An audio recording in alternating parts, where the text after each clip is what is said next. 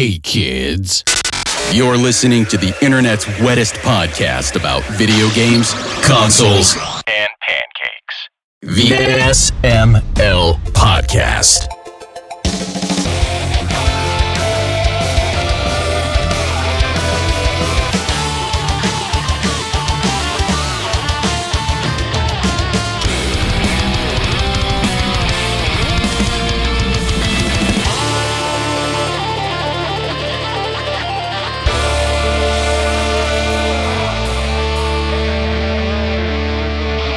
What's up, everybody? This is the SML Podcast. I am your host, Joe. As a PartyCast, kind of. We got half a PartyCast here. We got Chris and Pernell, and then Aki's here, too. Aki, how are you doing? Chris, how are you doing? Pernell, how are you doing? Give us time to answer. No. Everyone answer together. Go. We got to save time. Yeah. Ollie action free.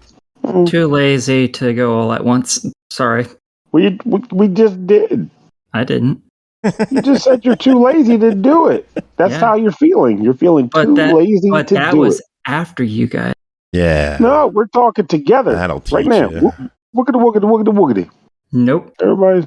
See, we just said it again. Look, you said nope. I said woogity. So how is everybody's weekend? Man. Let's try and recall that. I don't remember what the fuck I did. I'm old, remember? We just had this conversation. I did things. I spent money. I went into debt. You know, the shit. What'd you spend money on? What'd you do? Groceries. Everything costs money. You can't. We're old. We spend money on things that are mundane. I thought there was a frivolous purchase that you made. I bought gas and food. Debt. Food's frivolous. I just thought about it because I'm like, surely I did spend some money because I'm broke. And I was like, oh yeah, I spent $50 on a power cable for my bass amp. Nice. We just spent $50 on a headlight this morning, so that was fun.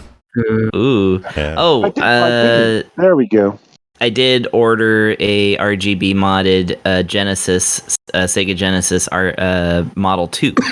So that'll be coming in tomorrow. Genesis does even more.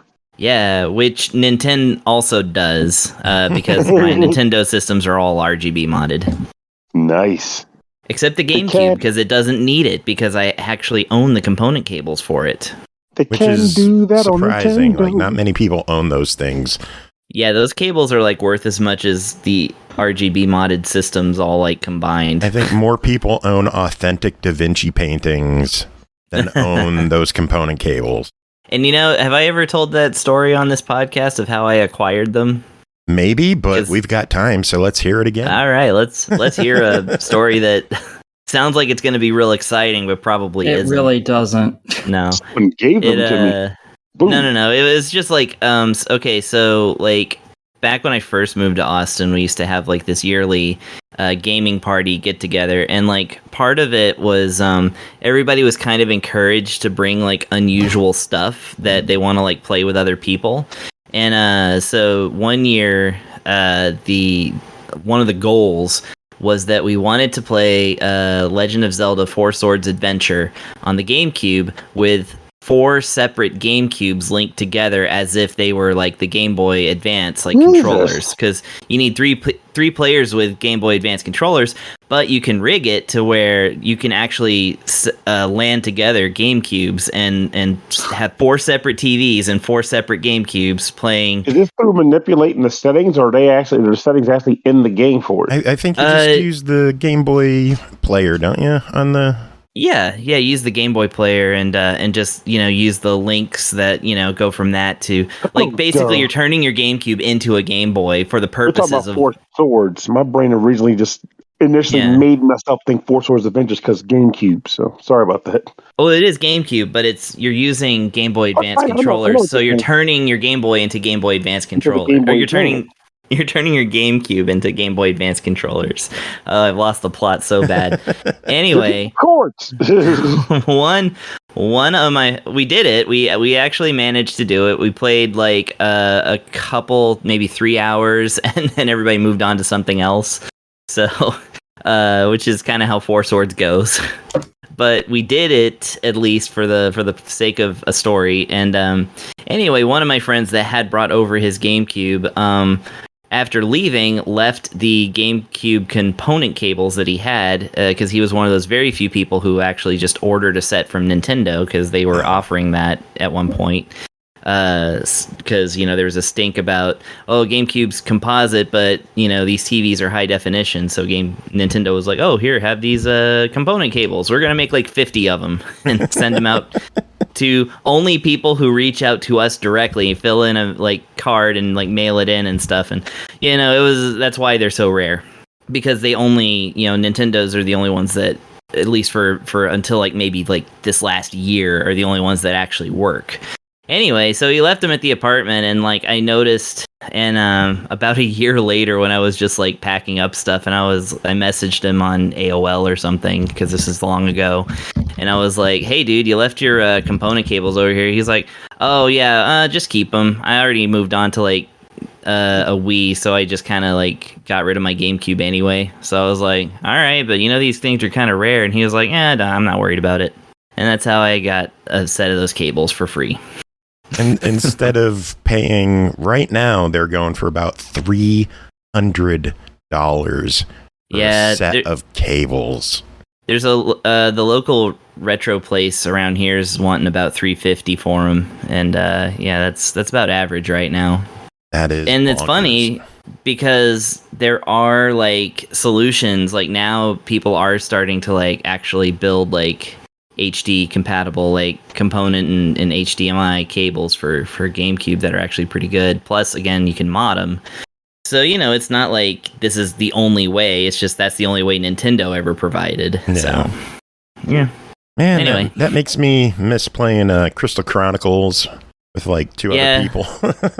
I still have yet to get that together. I have a friend who does want to play it, and could probably wrangle one other person into it, but we just haven't done it yet. We live we live long distances away from each other, but still in Texas. Because Texas is too big. Good stuff. Anyway. So, Aki, what did you do this weekend? Well, I got AT&T and then quit AT&T. Wait, what? Yeah. What happened? Yeah, I got it because it was going to end up being cheaper and a significantly higher speed. They put it in. It was 1/3 of that speed on a speed test on my computer. And then every time I tried to use it, it was slower than the 1/5 speed that my other internet was to load anything. So I called them, and three different times within a 24-hour period to try and get a tech out here to do something to look at it. And they always did their, let us look at the thing. Do you give us permission to interact with your router and shit? And I'm like, sure. Send someone out here, though, because I've done this song of dance with you fuckers a couple times now. They're like, well, it all looks good. I'm like, you can say it looks good, but it's fucked. So send someone. They wouldn't send anyone. So I decided to cancel them 22 hours after I got it installed or something. I'm like, fuck this. I can go to my 20 MB down and be faster than the 100 that I'm currently supposedly getting out of the 300 I'm supposed to get. Jeez. Fuck you, people. Yeah. And then, other than that, I was just playing more of my review game that I just will never get to not play ever. And then today I found out that the place that has my home insurance is canceling my home insurance. Yay! Why? Because they have decided, in their infinite wisdom, that they are not going to have any more monoline insurance packages, which basically means if you just have car insurance from them, fuck you. If you just have house insurance from them, fuck you. You need to bundle it.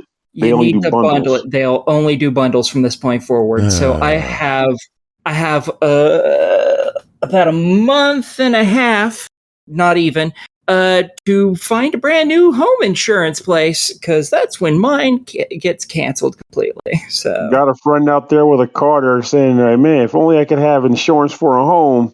But I wish I could get a bundle discount somehow by bundling this with a homeowner's insurance. And they're like, if only I had a car to bundle this with my homeowner's insurance. God, no, because I just know that someone would default on me and I'd be in the shit. So no chance in hell of that happening. And That's a fair point. I've been there with my brother. Fucking useless dick.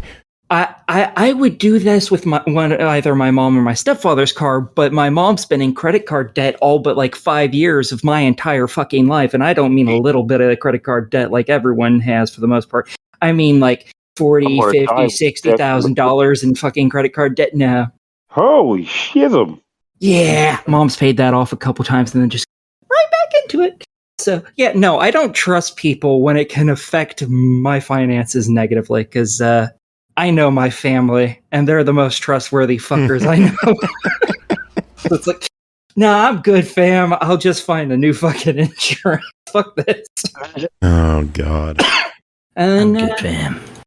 After I finally stopped feeling like shit from having, not eating for a couple days because of that fucking getting my fillings replaced, I now also have another appointment to get other fillings replaced.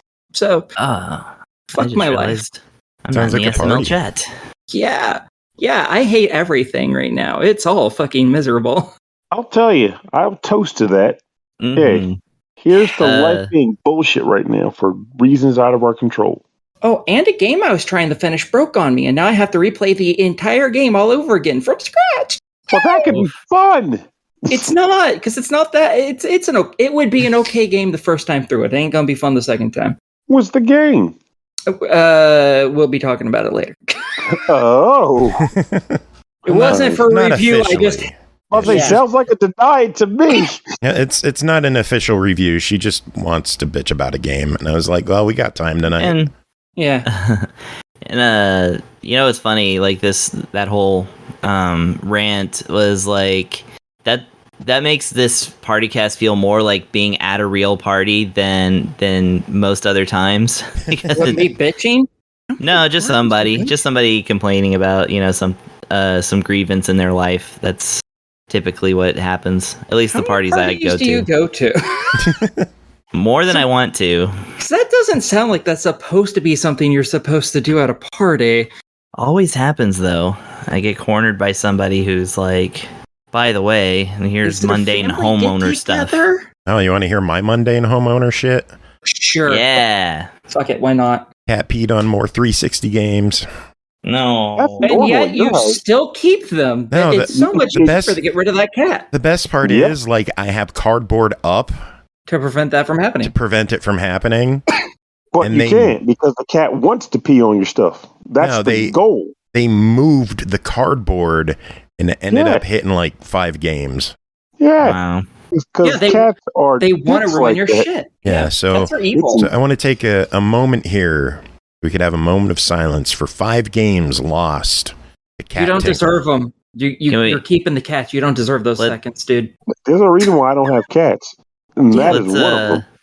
Can we hear the titles? Yeah, South Park, The Stick of Truth, You Will Be Missed. Ooh, that's a Sneak King, You Will Be Replaced. You Will Be Back. Sleeping Dogs, You Had a Good Run. No. Yeah. That's a good damn game, too. I have it digital, so I'm okay. Cat saw the dogs, and that triggered him. Sonic's Ultimate Genesis Collection. That one will be replaced, because that's a really good collection. And then, this one hurts the most. The collector's edition version of Skyrim. Aww. So with like the special one of the 90 other versions of it, you'll be fine. With the special like cardboard packaging and all that and I mean, fun stuff. And that one's an exclusive, right? You already have. Exclusive to what? Just saying in general. No. How many versions of it do you already have aside from the one that got pissed on? Oh, 8? I don't know. Probably. Yeah. I don't feel bad about that one. Now it probably smells like what it is. So it's fine. What a good game. Skyrim's great. Shut up. No. How do you hate Skyrim?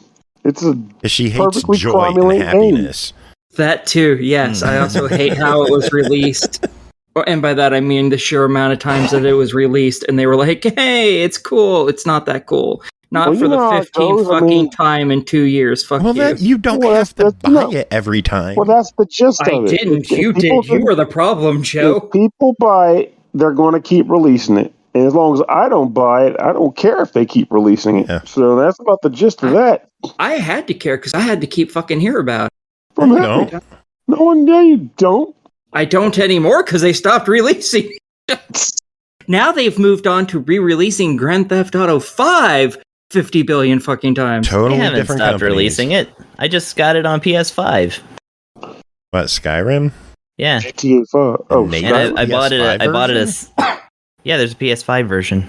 Huh. Oh, the think. anniversary I edition. would assume that one probably Something runs like that. well, at least, because I know the original release was like all kinds of choppy and It could be the PS4 version. I don't know. Dude, do you I not have it on my the PS5 anniversary though. edition? You're missing one. I'm shocked. Hmm? Do you not own the anniversary edition Me? for the new consoles? Yeah. I have it, yeah. It's Oh, just okay. DLC. Yeah, I bought It's it on not a Switch. whole new re-release. It was literally just a DLC bundle you could buy. Oh, It was like huh. it was like a 10 gig download for me. Wasn't bad. She bitches about I things haven't she played doesn't it even yet, know though. about. I mean, come on. Oh, It's, excuse I'm a woman. Of course I do. it's Sneak King. That one hurts. Good old Burger King games. Well, it's still not expensive, right? No, it's like $4. Okay, good. Thankfully, all of the games that got hit were cheap ones. Except for, I assume, the collector's edition. Hard to get. 2 games over was like a rare one. Spectral Force 3. Maybe you should put all the shitty games down below where the cats can piss on it, and put all the good games up real high.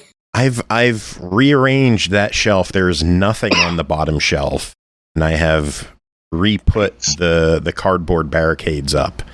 Too. Spectral Force 3 is rare? I think so. Like, as yeah. rare as the people buy it for much, or just hard to get?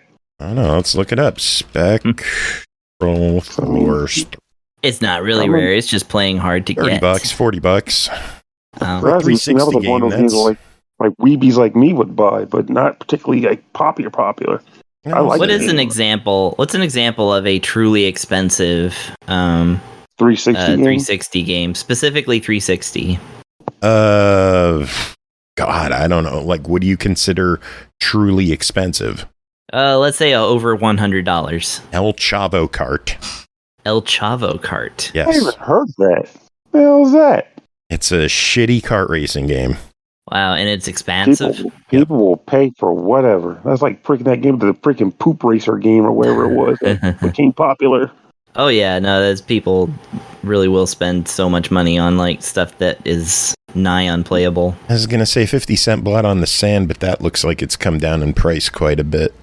It's, And that's also available on original Xbox, right? no. Blood on the Sand was the sequel to Bulletproof, which was on the original Xbox. Bulletproof was an awful game. Blood on the Sand is one of the greatest co-op shooters I've ever played in my life. Wow. What a glow up. It is just popcorn action craziness. It's over the top, it's insane, and it's fun. And they nailed it with that one. See, I would have hoped they would have done that originally too, which is too bad. Oh well.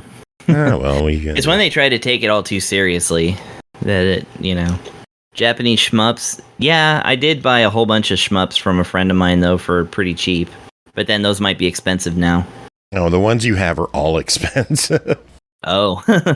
Like all those shmups that you got off your friend are like, they're all $100+, I'm sure. Oh, okay. So there we go. I guess that answers my question. What expensive 360 games are there? I already have them. Yeah, I know there's some Xbox One visual novel that was worth a few $100s. I don't remember what it was though. Wow. Well, I have the one PS4 game I know that's like over $1,000, depending on who's trying to sell it. Godzilla, and it's still sealed up. My plan is that I want to actually play through all the Godzilla games leading up to that one, and then I'm going to very ceremoniously unwrap it and then play it and enjoy it. If you're gonna do that, you should just like sell it to buy a used one. Nah. And then keep the rest of the money. It's the principle of the thing. It's got to be devalued. You always play the brand new one. You always do. Yeah. It's how you live your open life. It's specifically to screw with resellers. Like, I don't care. I'm never going to sell it. And, like factory sealed $900. There you go. I'll take That's them. the one. I bought it for 40. I made Fry's Electronics price match it with an online retailer that had it in stock. So it was marked 50 and I got it for 40. Jeez. Yeah. I don't own any expensive Xbox 360 game. I think all You're of mine are missing some out basic because shit. If I do, I wouldn't even know what they are. There's a guy are they selling one for shmups from Japan? $275. So maybe it's come down a bit. What has? Godzilla. I see one selling for $275 for a sealed one. Is that the Japanese version or the American version? Oh, okay, good. Yeah. Buy it and I mean, resell I hope it it for comes down. 500. Huh? Buy it and resell it for 500. Nah. Oh yeah, Joe. Joe can do that with the one that's over there now. Yeah. Yeah. Do it. I don't care. I got my copy, so. I actually did almost buy a Xbox copy of Godzilla Save the Earth, which isn't very good, but it's like $60.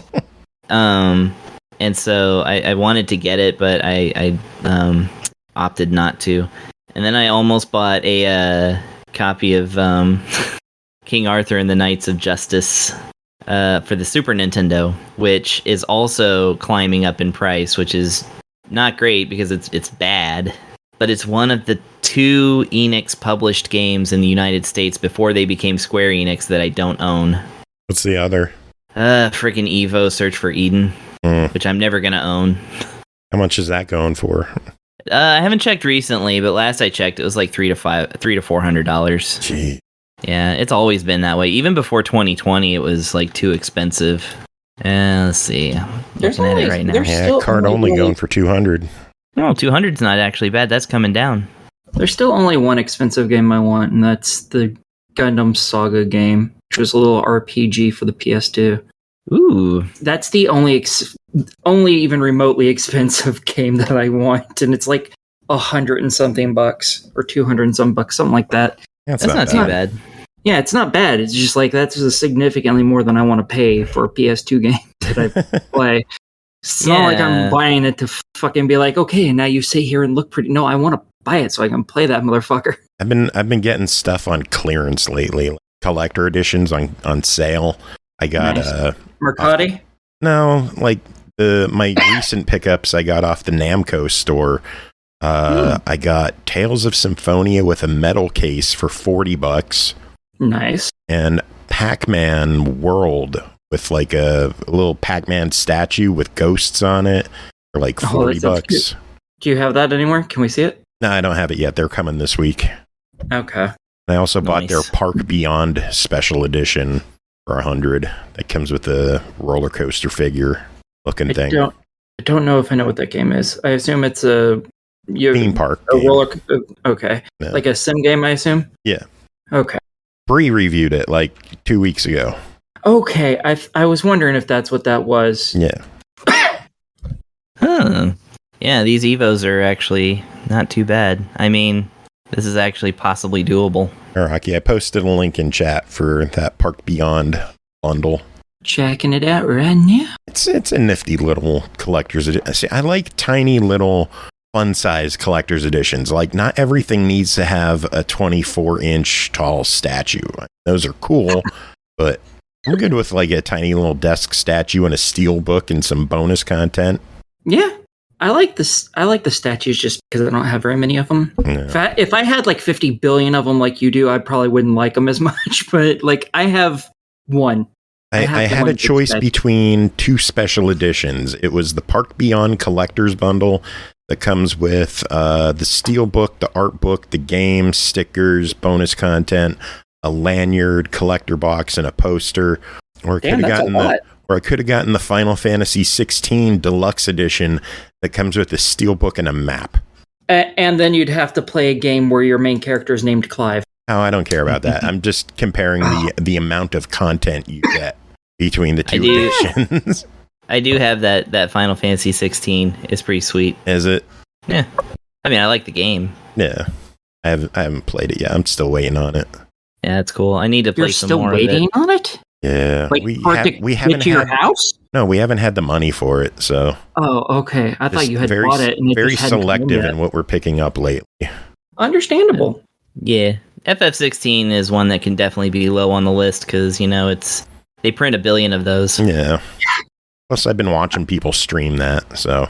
No, that's cool. I still haven't finished 15, so I'm really, really wholly unconcerned about the Final Fantasy games. I haven't even finished 10. 10's the last one I dropped next off to on. anyone finished 10. I've seen it finished a few times on streams and stuff. And plus, I watched my sister beat it. It's one of the only RPGs she's beaten. So I have the opposite experience. I've seen more people beat FF10 than any other, and but I have yet to beat it myself. I think I got to the point where you fought Seymour on Sid's ship or something like that, and that was as far as I got. I never beat that fight because I just didn't care. Well, it's Seymour. Never went back. Who does to care? Exactly. I fucking hated that tool. And yet I finished almost all of Final Fantasy X-2 because Pain was in it, and Pain is still my favorite character out of So all anyway. Hey, everyone has their belt lane girl. Yeah, Aki's on the Pain train, we know. Yeah, and hey, it's better than the overly fucking used Lulu, you people. One of my close friends cosplayed as Lulu at the very first MagFest, and it was an awesome costume. Yeah, there's a streamer friend that got a costume of Lulu, and it included the all the belt buckles and stuff. Oh, jeez. That must have taken forever. Yeah, she couldn't move. She took pictures and stuff in it and such, and modeled it, but she couldn't actually move in it. Oof. Fun. That's why I don't cosplay. I don't have the patience for that. Yeah. But anyway, we do have a couple of games we got to talk about tonight. Should we get to these? Sure. Pernell, you ready? Yeah, I am. You good over there? Yeah, let's go. All right. First game to talk about tonight. Master Detective Archives Rain Code, developed by 2Kyo Games and Spike Chunsoft, published by Spike Chunsoft, released June 30th on the Switch for $59.99. Yuma, an amnesiac detective in training, and Shinigami, the spirit haunting him, tackle unsolved mysteries. A brand new lucid noir detective adventure game from the minds behind the Danganronpa series. Pernell, what is going on in Rain Code? So, if you were someone that found yourself thinking, wow, I was a big fan of those Danganronpa games, and I'm sad to see that they have gone away. Or, man, those Danganronpa games were great, but I was so tired of the whole premise of super high school level hope versus despair nonsense. I'd like something different from a narrative perspective. Well, this game is pretty much that to a T. And I say that in a good way, because I was kind of the former in that I liked Danganronpa a lot, but I also felt it kind of ran its course and it was time to move on to a new narrative. But I liked the gameplay elements of Danganronpa. So with that in mind, I say that with a lot of games and general other franchises over the years, that it would be nice if companies would take a chance on new narratives once they got a formula that works for them. And this company pretty much did that with Rain Code here, and I've come to really appreciate it. The idea behind this is that it's weird in the sense that due to the way they write their stories, you can't even say but so much about what happens, because even early on they hit you with some whammies like, wow, I didn't expect that to happen. Even if you've played some of the other games in their pedigree, you might still be surprised. So I'm not going to tell you particularly narrative beats or anything, but I can give you the general flow of how the gameplay works.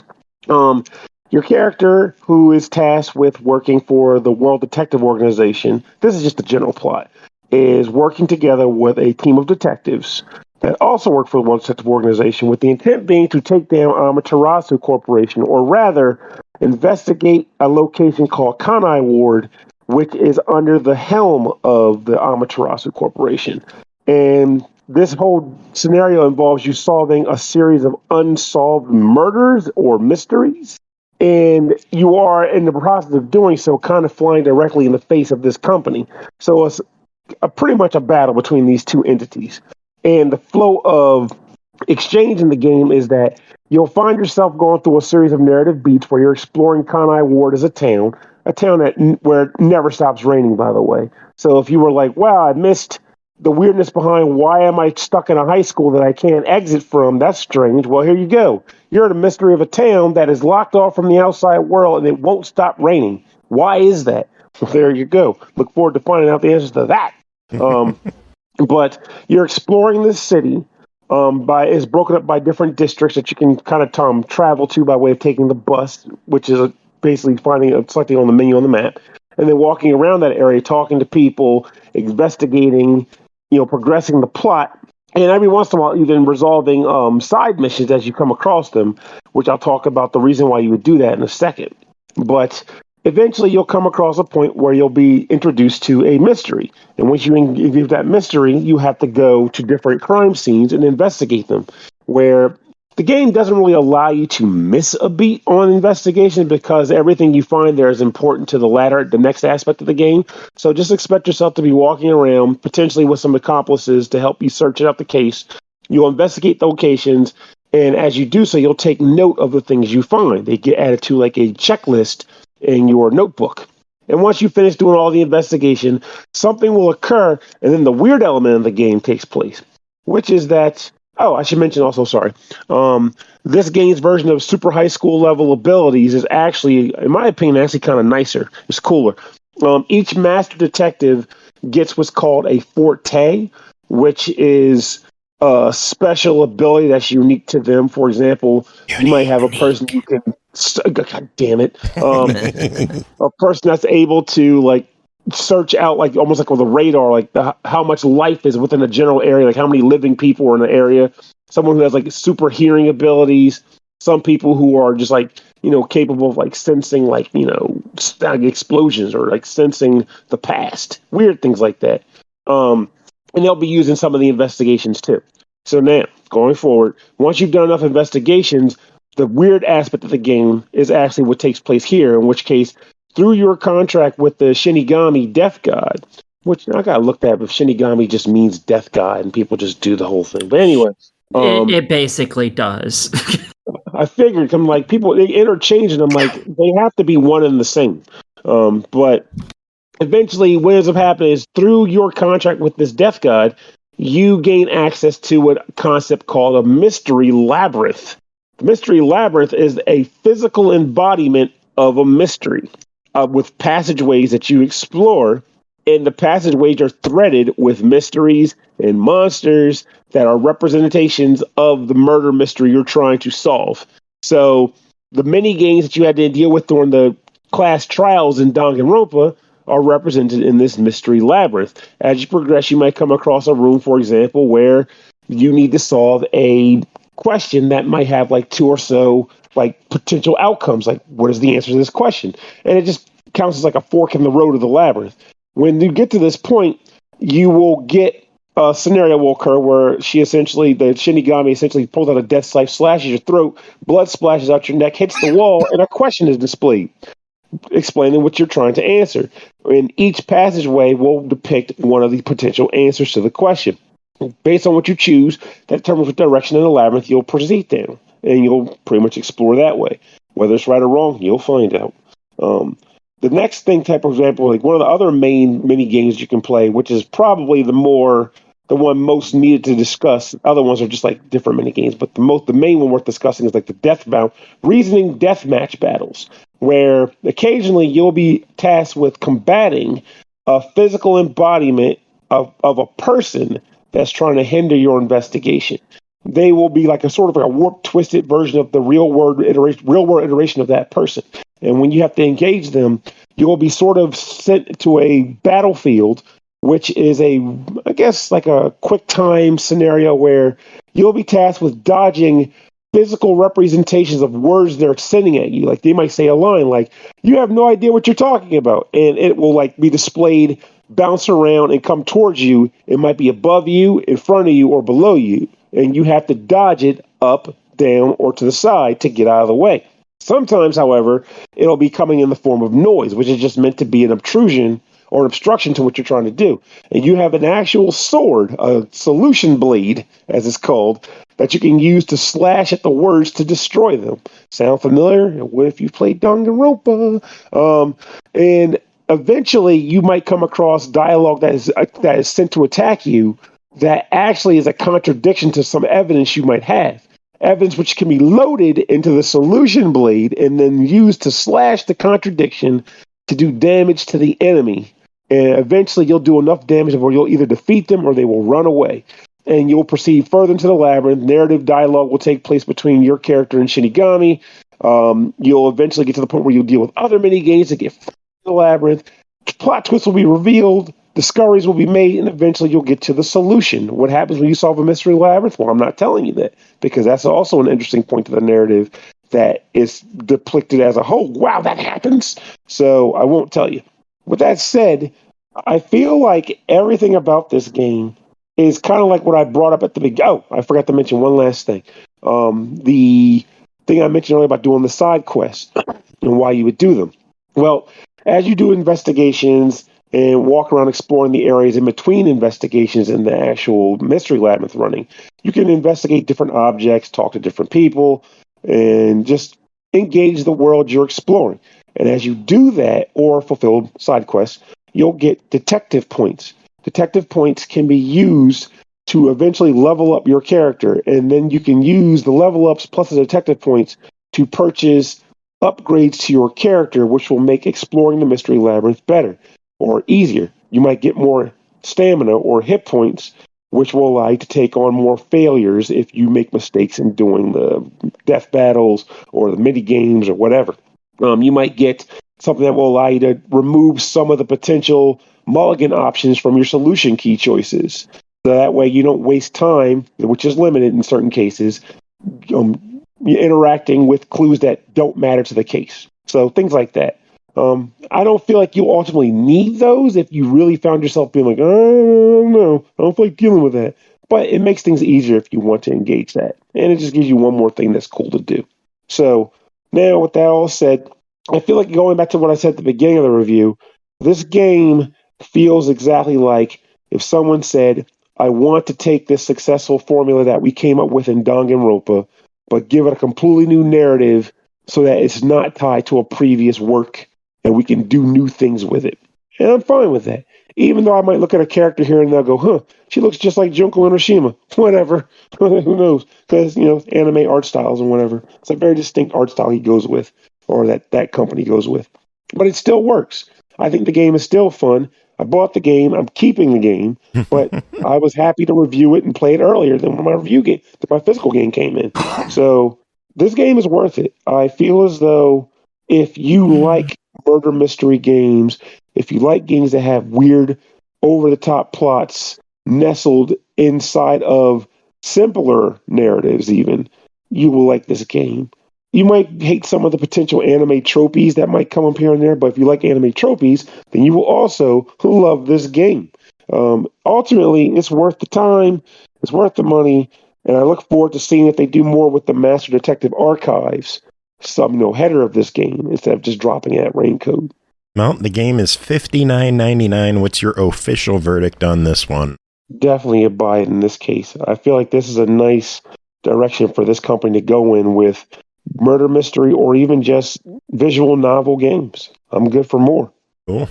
All right, next up, Gimmick Special Edition, developed by City Connection, published by Bitwave Games and Clear River Games, released July 6th on Xbox One, Series X and S, Switch, PS4, PS5, and PC for $14.99. Save the day as a platform bouncing star shooting cutie pie in this long-lost NES gem that is also the basis for our very own Chris Taylor's musical career. Chris, tell us about Gimmick. I don't know.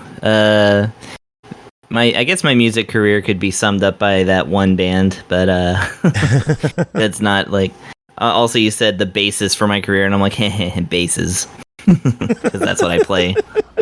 Anyway, yes, I did specially request this game when it came through. Let me tell you a little story, since we only have we have a little bit of time today.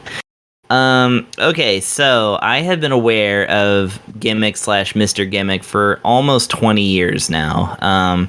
This is a 1992 Chunsoft game that came out in Japan and Sweden. It kind of arrived in a strange place in history with video games. Of course, NES games were still a little. They were getting a little thin on the ground because the Super Nintendo was already out and kicking ass, and but but companies like Chunsoft and and Capcom and some others were still cranking them out for fans. And indeed, some of these games that came out were like really innovating in like all kinds of directions. And like if you get into any kind of like genre of old video game, you suddenly find that what we Americans had in terms of like NES, 8-bit and 16-bit in general, was really the tip of an iceberg, because there's just so much more that stayed in Japan. So basically what was happening at this point in Chunsoft's like history, they had come out with a whole lot of games in Japan, like just from the beginning, basically, of the NES, lots of stuff. And they also were separately making like some stuff specifically for the US, like the Spy Hunter port, there's Target Renegade. I'm just going off the top of my head here. I should probably be looking at a list. And, they came out with stuff like Blaster Master, Journey to Silius, Gremlins 2, Lemmings, just like all kinds of... I remember the Roadrunner game on the Super Nintendo. Like, it was just such a weird spread of things. And, like, at this point, they were, like, trying to come up with a mascot, because this was the early 90s. Sega was now out. Sonic was a big thing too, and so kind of like companies were kind of looking for like their mascot to support their brand. And Chunsoft had tried and failed already in the previous year with a game that would ultimately be, or that called Hebereke, which ultimately became known as Euphoria: The Saga. And it starred a guy like, what was his name? Bop Louie, that's right. So it started a weirdo character called Bop Louie that they were like, this is going to be our mascot. And Americans were like, it looks like a weird snowman with a hoodie. And Japan was like, okay, we'll keep this one. And only release it in Europe as well. Take that. And then the next year, they were like, okay, now we've got Yumi Taro. And in his video game Gimmick / Mr. Gimmick, which even reached the prototype phase of a US release and was canceled for the pretty much the same reason. They didn't see Yumitaro as like a mascot that would do well in the States, which is odd to me that such a choice could be made. I mean, the next year we would get Kirby, who I would argue is weirder. So anyways, so Gimmick stayed in Japan, and like I said, in a strange move, possibly related to the fact that Hebereke was released in Europe, they decided to make an extremely limited release and brought Gimmick out to Sweden. And so time went by. The game eventually became really well known, both for being a really good game with an exceedingly excellent soundtrack, like just out of this world, because and this is the other thing that Gimmick's known for, Chunsoft created a unique sound chip for this game called the Chunsoft 5B. This is like, it basically has more sound channels than I think any other NES game, unless I'm mistaken. It definitely has a different sound chip than any other, and so it sounds different. It still sounds 8-bit, but there's just so much going on.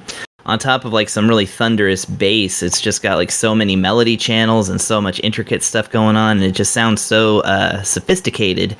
And part of that also is that it's not the usual Chunsoft composer Naoki Kodaka, who you would know from Blaster Master, Journey to Silius, Gremlins 2, and the like. It was this guy called Masashi Kageyama, who was a jazz saxophonist. And this is one of the handful of games that he did. I don't think he did any games that actually ultimately came over to the US, but I could be wrong. Again, this is top of my head stuff. I've been obsessed with this game for a while. So anyways, yeah, Gimmick stayed in Japan. The cart in pre-2020, like before like the idiot resellers like made everything too expensive to enjoy, Gimmick was still like a Japanese cart was going for like $700,000, just cart only, and it's likely just gone up since then. It's one of the big collector's items if you're an NES collector. because it wasn't even a big print run in Japan, really. And so, yeah, it's a game that has some notoriety there. And when I was first introduced to it via fan translation, it was an interesting one because, like, even emulators kind of had to catch up to it in order to represent all the sound channels. In fact, I have a flash cart on my an EverDrive N8 Pro that I play ROMs on my actual NES. And when I had my NES RGB modded, I specifically paid for a sound expansion mod that allows my NES to play the sounds that come out of Gimmick. So wow. Specifically, like, you have to plan to emulate this game. It's wild. And there was even a brief moment in 2010 when on the Wii, they actually ported over Euphoria the Saga, the European version, and allowed Americans to download it via Virtual Console. And me and like 3 other nerds were rubbing our hands together greedily, like, okay, this is our chance. Gimmick's finally coming.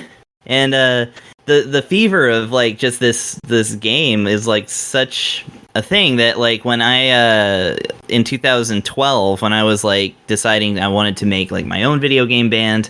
And I was talking about it with the person who would eventually become the original bassist for my band. I was like, I want to call it Gimmick, and I want to cover Gimmick.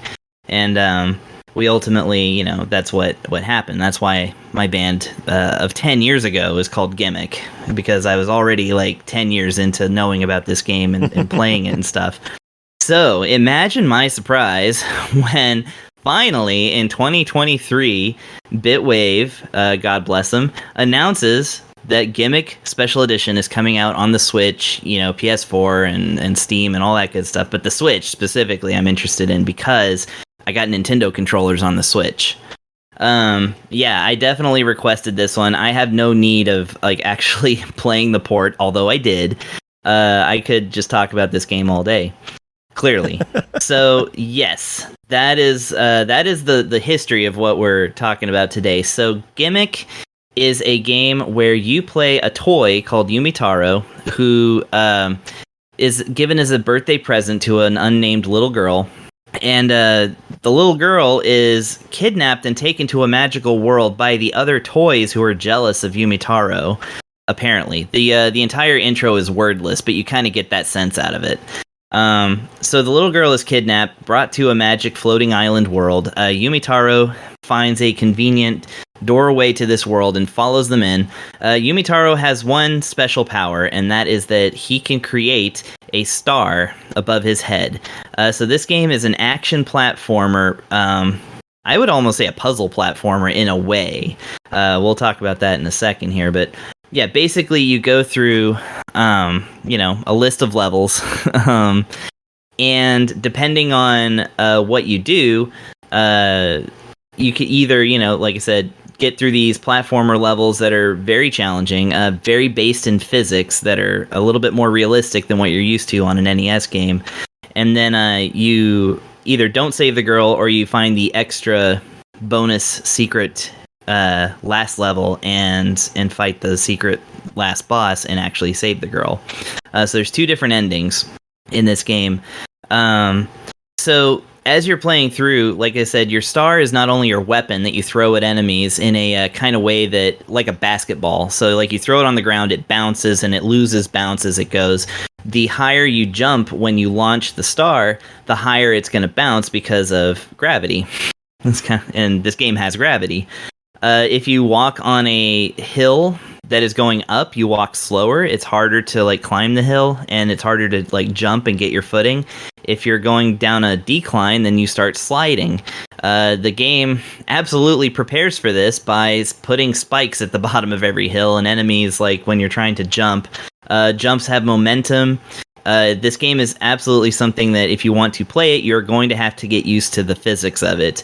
But the cool thing is that this game is like, it's very well designed in that things that are going to give you a lot of trouble later are presented in earlier stages as much easier obstacles. They pay very good attention to that. And Yeah, like I said, at the end of each stage, you fight a boss that is either a toy from the toy box that kidnapped the girl, or just kind of these unrelated bosses and stuff. The big thing about this game is that the enemies are like, it's like I'm not gonna say unique, but they tend to have like kind of, they seem more alive than in other games. Like they have the kind of AI where they they chase you around and they like try to follow you and stuff, but they also just kind of might ineptly throw their weapons at you or something. Some of them, take 2 hits because they're the leader and they're wearing a crown, so your first star knocks off the crown and then you can knock them over. Some of them... Huh? We hit 150 uses of the word unique on this show since last October. That we've paid attention to. Yeah, that we've officially registered on the counter. We are probably well into the thousands by now, but we are officially at 150. Chris, how does it feel to be on one of your reviews? Well, I feel I would like to thank the Good Pastor Academy for presenting this award. I want to thank Jesus. I want to thank my mom. I want to thank you, Mitaro, and the little girl too.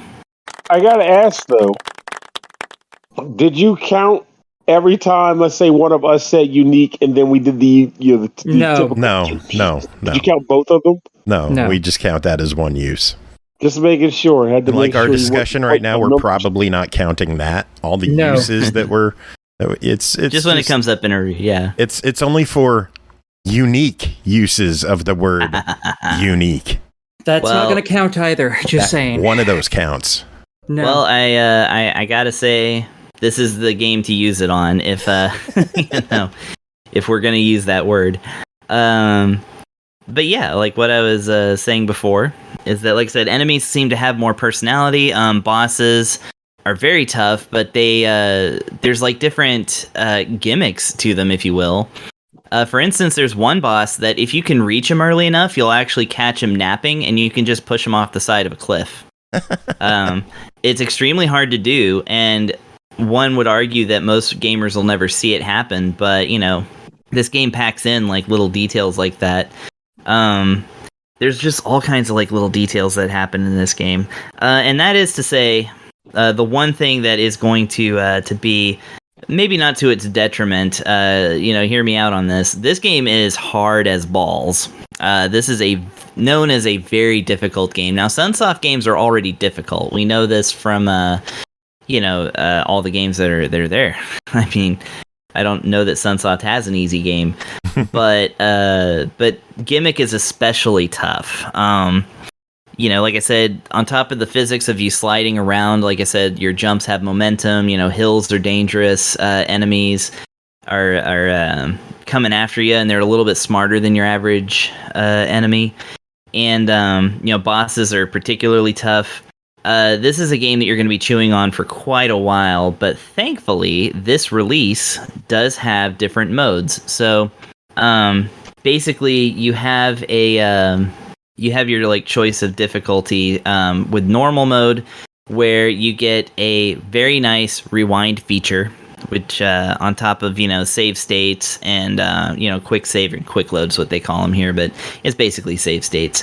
The rewind feature is very, very handy for this particular game, although I will say you'll often find yourself rewinding and overcorrecting, and because this game is so based in momentum, like you really can't just like rewind after a jump. Like you'll probably be sailing off into a different direction, so you do have to kind of get used to the way the rewind works. But once you've beaten the game in normal mode, then you got serious mode, where it's just the game. It's the basic game. There's no saving it, there's no rewinding it. It's just exactly as if you were playing it. And then speedrun mode, where it has a timer and you get ranked. This game has been out for a little while now. There's only 23 entries in the true ending route, is what they call it. The true ending is the real challenge of the game. So only like that's pretty amazing for a game as well known as a speedrun game, at least as this one, is that only 23 people have managed it so far. You know what constitutes the true ending? Huh? You might have said it and I may have missed it, but do you know what constitutes getting the true ending in this? Okay, so that is actually what I was just about to talk about, so that's a perfect question. So, on top of this game being very hard, there is the path to getting the true ending, which is among the hardest things you can do. So it requires absolute mastery of being able to bounce a star off the wall, jump off the star, and then land like pitch perfect onto like a ledge in a screen that you can't see. It's things like that. Well, it's none of it is. All of it is within view. I'm just saying that, like, you know, you got to make a jump out of the screen and into the next screen, kind of thing. And yeah, they're very, very, very precise movements into secret areas in each level where you have to collect a special item. And if you collect the special item in every level, that unlocks the final level. These secret areas are much, much, much, much harder than the normal gameplay. And like I said, they do rank among like some of the hardest stuff you'll experience on an NES. However, they are totally worth it. Like I said, it really feels good when you do figure out like how the physics work and how to utilize the star and stuff. Like there's a reason why people are so fascinated by this game, and that it's just designed so well that they can make it this hard and you still want to like do it. Again, you can beat it without it. It's just like I said, you know, even with the rewind options, you got to still figure out how you're going to use your one tool to get to these secret areas. And I mean, you know, in the time I've had the game, I'm in level 5 now, and I've picked up all the items so far. So, you know, like it's doable. I can do it. So, but anyways, so yeah, there's a lot to munch on in this game. And so yeah, the other features that you get in this one, weirdly enough, they didn't even bother to put in a CRT mode. I appreciate that about them. Yeah, I know. The game is fully playable on NES controllers. The NES controllers you can buy for the Switch, with the exception that you won't be able to access the menu with the controller because it's mapped to the X button. However, you can still rewind with the shoulder buttons that they put on those things. And like I said, the game is mapped to the A and B button correctly. If you have the controller on normal mode, you can also put the controller on rotate mode. That will switch A and B with B and Y so that you can get Super Nintendo style controls. And the A button will still work the way it's advertised. It's just because it rotates, you know, it feels more comfortable for a SNES style controller or a Pro controller. So that's really nice. You know, you only get the 2 screen sizes, just original and zoom. Original is pixel perfect and zoom is, you know, still 4:3 but bigger. You know, it's like you can turn the background music off, which is, don't do that.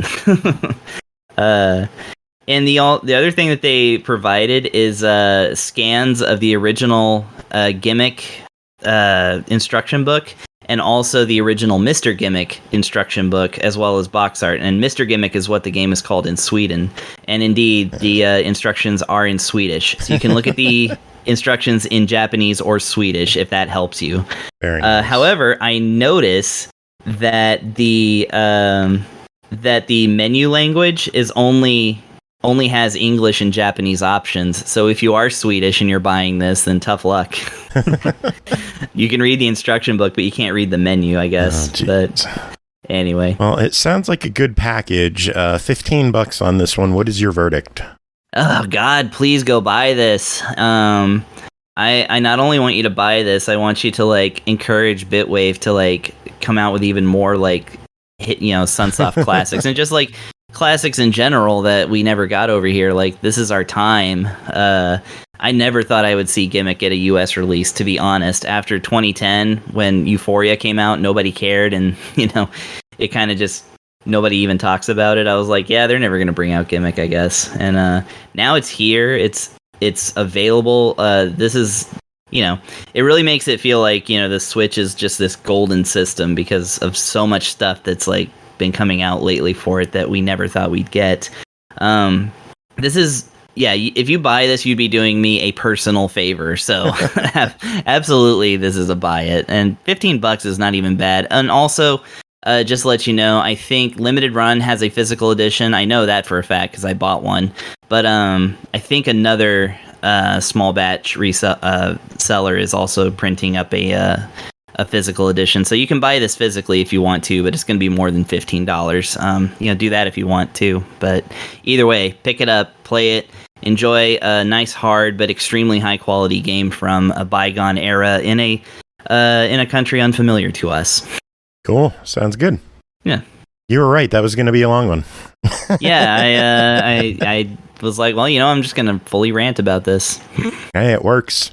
Because we only have one more game to talk about. That is Rain World, developed by Videocult, published by Akupara Games, released July 11th on Xbox One, Series X and S, Switch, and PS5 for $24.99.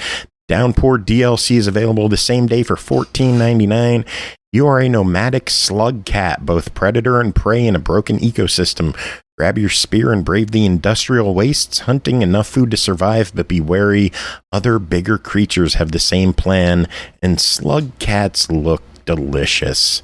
Pernell, what is going on in Rain World? Well, the funny thing is, by design, a lot of this game is meant for you to figure out what's going on yourself. But the simple premise is that, well, you kind of just said it. You are a slug cat trying to survive in an environment that is, for all intents and purposes, extremely hostile to your kind and anything like you. So the way the gameplay mechanic flow works is you start out, you choose one of two initially slug cats. One that just seemed like a bit of a pacifist, like where the game is meant to be for exploration only or whatever. I didn't bother with it because I wanted to play the basic slug cat. So that's the one I used. And the way that guy works is you start out in a little room, you leave said room, and you're exploring this map. Things you can do are walk, jump, sort of do like a long jump. You can also scale poles and kind of shimmy across lines that are set up for you to do so. Oddly enough, in this world, there's also what would be considered the equivalent of like warp pipes, where you can kind of squeeze into them and like kind of get shimmied into other areas, whether on the screen or on another screen. So also worth mentioning, each area is a massive size map, but within that map, it's broken up into individual screens. So if it's a long room, it's actually a long room composed of 2 or 3 screens. So as you're exploring this place, you're trying to do a few things. One, you're trying to find food. Certain things are accessible to the slug cat that if you catch them, you can press a button to consume them and fill your stomach. The next thing to do is to locate, shelter, really, because those are pretty much the main things you're trying to do. I guess I should say also in the middle there, you're trying not to be eaten by predators because they are out there looking around either for you or just in general. And if you cross their path, some might just aggressively attack you if you get too close. Others will outright sniff you down and try to hunt you out. Every enemy in the game has its own behavior, so much so that some of the enemies will attack other enemies because they're intruding on their turf. It's a pretty cool thing to see, really. But back to the third thing that you can do in this game and have to do in this game is you have to find new shelter. Because there's a clock that's ticking each time you wake up and leave a shelter. And eventually, when that clock runs out, which, by the way, unless I missed it, there's no visual clock. It just happens. You might see like the sky get darker, or you might see shadows start to creep into areas where there weren't shadows before. But at the end of the day, when that clock runs out, it starts to rain. And it starts to rain a lot. Some might even call it a world of rain. Ho, ho. And your slug cat apparently can't swim. So if you get caught in the rain and you stay in the rain, you will drown and you will die. So when you find a place where you can hold up and get shelter, you'll hunker down and you will hibernate. Hibernating is a situation where you wait out the rain to stop, the water levels to recede, and you can go back outside. However, if you have not eaten enough food before hibernating, you will die. So there's a bit of a double layer bit there where you're concerned about getting enough food to hibernate when you need to escape the rain, and also avoiding the monsters, all under the clock, making sure you're not caught in the rain. This game is freaking hard. I mean, it's one of those games where the only thing they explain to you early on is the very basic controls. And one of the control types, which I barely utilize, is that you can occasionally pick up objects and attack predators, like maybe like a stick that you can throw at them, like a spear. Maybe either attack them or scare them away. There's things like that you can do. You can throw rocks to make noise and make them go another direction and stuff like that. But much of the time, you're just going to be freaking out and trying to stay away from those jerks because they don't mess around. It's a fun game to mess around with, but I will say one thing that might turn a lot of people off is that it doesn't tell you anything. I got this, man. Is that they intend for you to kind of explore and discover at your own pace.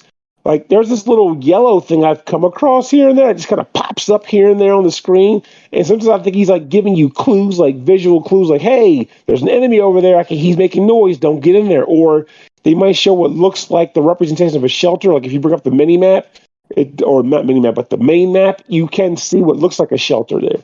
And it seems like he's trying to tell you how to get there, but I followed his cues and gotten more lost than when I was looking on my own. So I'm not sure what his deal is, but for the most part, you're just on your own. You're just kind of exploring and trying to figure out things as you go. And for some people, that's great. In a lot of ways, I'm that kind of guy where as long as I got the time and I'm not pressed, generally something that's not the case for reviews. But if I'm just kind of leisurely playing around, I don't mind the exploration bit. I like getting the lay of the land and saying, okay, I made the discoveries on my own. All you got to give me is the basic building blocks, i.e. the controls, and I'll go from there. But some folks, like Joe just stated, want to be told, this is what you're doing, that is where you're going, and your only task is actually getting there. But we're telling you how to get there. This game doesn't do that. So you're under a lot of pressure to learn an environment, figure your way around it, and make progress. And then when you think you got it down, you get to a new environment, you got to learn that environment too. So they put you through your paces, but the reward is an experience that is wholly your own. You could feel as though you trudged the grounds, you made the discoveries, and you came to the conclusion of ultimately, I guess, saving your slug cat. Now, the DLC, I got to unfortunately say I did not get to because the DLC has to be unlocked. Like, you can activate it in a menu, but even when you activate it, you have to unlock what it gives you. Most notably of which, also, pardon my voice, I should have said it earlier, but I've been sick, so I got scroggly throat over here, but I digress. You gain access to other slug cat types that will kind of change the way of which you engage the game. Now, I cheated a little bit and looked online to see what they did, because in-game, it just kind of shows you like a general description, like, this slug cat is cool. He likes the water. This slug cat's cool. He's aggressive. Like, what does that actually mean in the game? So, guess one is better for swimming. One is better for combating monsters. One is just really good, I guess, like eating food. So maybe he's got a bigger stomach. Well, I could read the characters on the Steam page if you like. You should do that. That would be cool. The Rivulet is an aquatic evolved slug cat that can breathe longer underwater. There you go.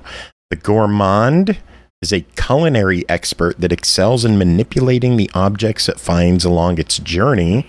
That means the bike can eat things that other slug cats can't. Yeah. The Artificer, the red one, is the fierce combatant and master of pyrotechnics and explosives. That makes me wonder. The purple one is the Spearmaster, an abnormality with no mouth that uses needles pulled from its body for combat and to feed. That sounds cool, actually. So basically, just you stab things to eat it. Feed me. But as you can probably tell from what you heard there, by virtue of what they all bring to the table, they will result in you having a fairly, different, I'm not saying it, different experience. There, take that, counter. So I feel as though in the case of this game, this is a situation where since you have to beat the game to actually access these slug cats anyway, there's no point in buying the DLC until you've actually accomplished one run through of the game proper. Yeah. Which will take you some time. And then when you find yourself going, that was satisfying, but what if it were different? then there you go. Buy the DLC because there's also, I want to say, it has remixes too. So like alternate elements to the level construction. So maybe more randomization. So you can feel as though you're getting a different type of a game. Also, I think I remember reading on the Steam page that it has like single type challenges too. Or so they kind of crafted specific challenges for you to try to overcome. Yeah, they have one-time scenarios in the expansion. They also have the randomizer that has complex quests that you can complete. It has local co-op support. They added a new map system, collectible tracker, better hint system, which was helpful when, like, early in the game, there's a section that I know a lot of people have got caught on, where you just have to jump over a gap. To do the jump, you have to first crouch, then hold the A button, and then point in the direction, and then release the A button, and you jump. They did not explain it very well at all. Like, it took like 5 minutes or so of me failing for the game to just be like, hold A, push the button. The funny part is that I get it, because the odd part is like the original, I'm assuming that the original thing before the, hey, by the way part was there before the DLC. But on that, it makes it look like they want you to press down, then flick up with A. That's what the actual visual display made me think. So I couldn't kept get trying it until it just flat out told me. And it's like, hey, stupid, this is what you do. And then it was like, oh, thank you, I am stupid. Hey, I had the same problem. At least you know it. Yeah. That game, that thing looked like it said flick down, then up with A.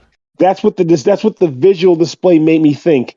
So when they actually said just hold A and don't press anything, I was like, oh, so you should have just said duck and press A or duck and hold A. Yeah, I will say that having experience with the game did not help me at all. I played this on the PS4 years ago. It was one of the earlier games that we covered when we first started doing reviews, and I just remember how odd the game was and how just very I don't know how to put it, hands off it is.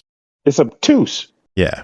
It doesn't tell you what to do, and it revels in that. And if you can't handle a game like that, you probably shouldn't get this. But if you can handle a game like that, I think there's a lot to offer in this game. The DLC offers tons more. $25 on the game, $15 on the DLC. What are your thoughts?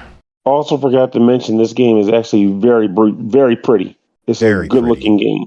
Great animation, and animations are fluid. Yeah. So with that said, I genuinely think this game is worth the money. I think it is a buy. The DLC, I stand by my original statement, though. What it gives you only really stands out after you've beaten the game. Like, those few hints here and there, that's not, to me, worth $15 by itself. I mean, it's nice. Yeah. But I'd want to know that I'm going to want to play more of the game than what they give me for this specific type of DLC. Yeah. But with that said, the game is solid in itself. So if you find yourself playing through it and going, I want more, then bam, the DLC is going to give you more, and it's going to change up the gameplay so it doesn't get old. Cool. All right. Well, that's just about it for this episode, but we do have one more tiny thing to tackle. This is going to be Aki's Rage Corner, where Aki wants to talk about Ben 10 Power Trip, developed by PHL Collective, published by Outright Games. It released back in October 2020 on all platforms for $30. Aki, first off, we are Outright Games ambassadors, so please don't get us in trouble. But what were your gripes with this game? There has been a glitch in it that's existed forever, basically, and they never bothered to patch it, which drives me nuts. Basically, you have to play a good chunk of this game in just one sitting, because if you leave, there's one set of missions that break utterly and completely. You can still do them, but it doesn't count things correctly. And for some reason, they don't have a system set up to be like, hey, now that you've logged in, let's just fucking check what you've done here. Or anything like that. For reasons I can't comprehend, every time achievements like this break, it's because they've done that. And some companies, put out a patch that makes it check them like they have a brain. And then most companies, sadly, they don't. they don't do anything with it. They're just like, oh yeah, replay it. Not fun to be told that. So yeah, the decibel which missions, which are just these little ones that you go into. There's like 15 of them throughout the entire map. And there's various amounts in each area of the map, so it's not like you can just go do these real damn quick either. And if you start doing them and you quit out of the game, like, I don't know, to go to sleep or eat or anything, and then go back into it, it breaks the sequence. So it stops counting one or more of them that you've done for no reason whatsoever. Yay! The problem with that is, one, there's an achievement tied to it, and two, it also is technically kind of tied with another achievement, because after you beat all 15 of them, if it registers that you've beat all 15, and it probably won't, you get an upgrade point, and you need that point in order to max out all of the abilities. So, yay! Yeah. So, if it gets fucked up, and it's very likely to, because that is what causes the break, is if you leave before you've completed literally all 15 of them in one sitting, which takes forever, it breaks. I don't know why, it just does. Everyone who's had that issue, that is the same thing. They've all left the game and come back. The only way to avoid it is to do all of this shit at once. So that's fun. So now I have to replay the entire game.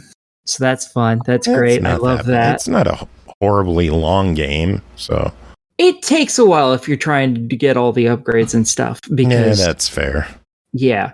And then $30. What's your verdict? That's not the only issue I had. No. What's the other issue? It also, for some reason, didn't count the last 2 story-related achievements in the entire game, so I have to replay the entire game from start to finish to get those. Well, you were playing it over anyway, so why not, right? I was hoping I just had to play it to that point and then fucking quit. I only had to play it for like 95%. Well, no, I probably could have gotten it in like 20 or 30. Oh, geez. I wouldn't have been happy about it, but I probably could have done it in 20 or 30-ish, maybe, probably. I don't know. I may have been pushing it. Root Beer wants us to mention how Pinball FX is now on the Switch, and it's great. Oh, well, that's good. I'm glad someone's having fun. Yeah. I heard it's finally out on the Switch. Unfortunately, they don't have many of the tables available. I don't know what the issue is, if it's like a physics thing engine or what's going on, but there's only I want to say like 20-30 tables available to buy on the Switch right now. I'll probably download it and check it out and at least play the free tables and see how the physics handle and see how the game is on the Switch. I'm not going to rebuy my collection on the Switch because I've been rebuying my collection on the Xbox, and this is one of those times where I miss their old model where you were going to be able to have cross-platform purchases, but it was poorly communicated. That's stuff that they've admitted to, and oh well. Life happens. Yeah. But that sucks. That's it for this episode. We made it through. Music this episode. Hey. Chris, tell us, what are we going to do for music? Well, you can play the one and only Gimmick cover that Gimmick has recorded so far, which is off of our Pay What You Want demo for an album that we're going to work on, I swear. Other things that I would recommend, you could put them in the show or not. I know that Grant actually recently collaborated with some folks, including a drummer that I have never met but have recorded on 3 different tracks with, including one that's all of the instruments are me except for the drums, and yeah, it's really weird. It's getting weird that we haven't met yet. But anyways, so yeah, they're called the Super Strikers. Or just Super Strikers. I don't really remember. I never remember when the articles are part of the name or not. Yeah, I'm trying to get the song off of Grant. So far, it's I think because they're releasing it through a different portal that I don't know if we could play it on the show. but I'm That's going to fine. try to. I was just going to play your version. Well, and another one that I would recommend greatly, because this is a band with whom I have bonded over a shared love of Gimmick and covering Gimmick songs. I gotta ask, is it Steel Samurai? It is Steel Samurai. It better be Steel Samurai. It is track 5 from their album Criminal Justice System, which came out in 2016. It's just called SMOD because and that's something I forgot to mention in my review. So SMOD is called the name of the song is Strange Memories of Death, a very emo title for an NES game, and it's actually a song that was buried in the data of Gimmick but not used in the actual game. But it's an extremely banger song, and nobody knows why it was never used in the game. Bitwave did use it for the game. It's the menu music for Gimmick. Yeah, it's really cool that they found a use for it. And that just goes to show you like the depth of love that people who appreciate Gimmick have for it, is that we all were like, oh, they use SMOD. I can't believe it. Yeah. Steel Samurai is why I know what Gimmick is in the first place. Yeah, Darmok is a big fan of that soundtrack. She actually covered it in Krieger before starting Steel Samurai, but maybe I shouldn't even mention that band. I don't know. I don't know anything about that band, so... They were very temporary. I don't know anything about any of the bands that have been mentioned. Just know you should play SMOD. I second SMOD. Okay, well then we're going to end the show with SMOD from Steel Samurai. So does anyone have any final words to end a show that's probably a half hour too long? Listen to Steel Samurai. They're fantastic. Yeah. I think you should have cut after saying that it was 30 minutes too long.